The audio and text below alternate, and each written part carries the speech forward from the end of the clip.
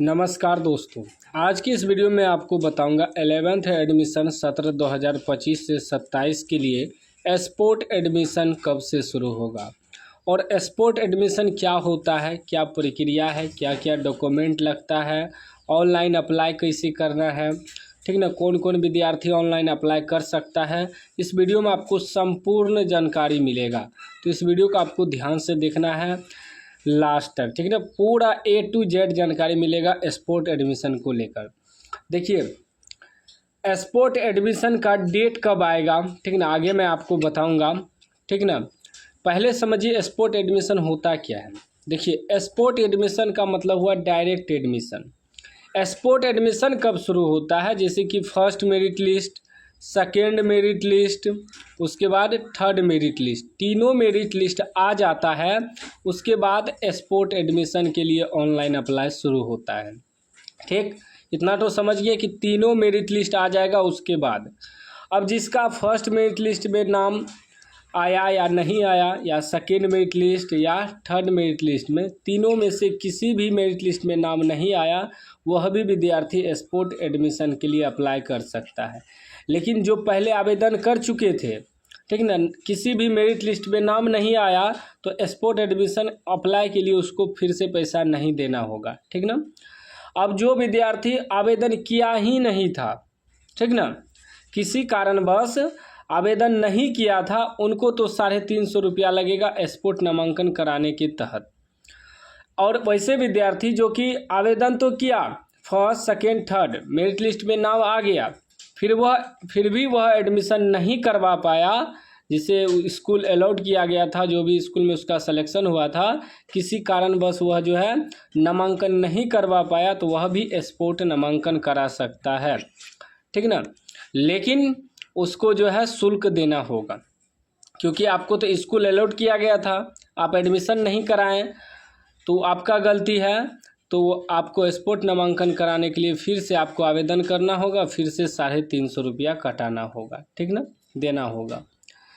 अब ध्यान से समझिएगा इसमें डॉक्यूमेंट क्या क्या लगता है। देखिए जो नॉर्मल एडमिशन में डॉक्यूमेंट लगता है सेम वही लगता है, बस स्पोर्ट एडमिशन में क्या होता है, जैसे कि first second third merit list का एडमिशन हो जाएगा, उसमें खाली सीट जो बचेगा, उस खाली सीट में आपको एडमिशन कराना है।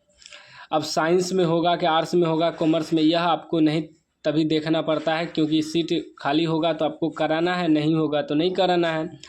अब मान लीजिए फर्स्ट सेकेंड थर्ड वाला का एडमिशन हो गया, सीट खाली रह गया स्कूल में, तो जब स्पोर्ट एडमिशन का डेट आएगा तो आप डायरेक्ट ऑनलाइन करेंगे। ऑनलाइन करने के बाद स्पोर्ट इंटीमेशन लेटर डाउनलोड करके तुरंत आप अपने आसपास के स्कूल में जाएंगे, वहाँ एडमिशन कराएंगे, ठीक ना।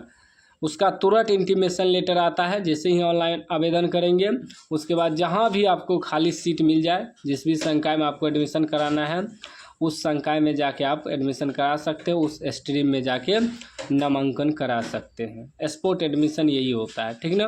डायरेक्ट एडमिशन, खाली सीट है, पहले ऑनलाइन आवेदन कर दो, इंटीमेशन लेटर डाउनलोड कर लो, खाली सीट है, जाके स्कूल में नामांकन करा लो, ठीक ना।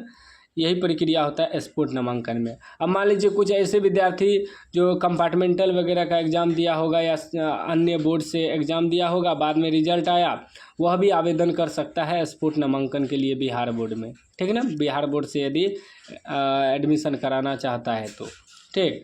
अब बात करते हैं कि स्पोर्ट एडमिशन का डेट आएगा कब।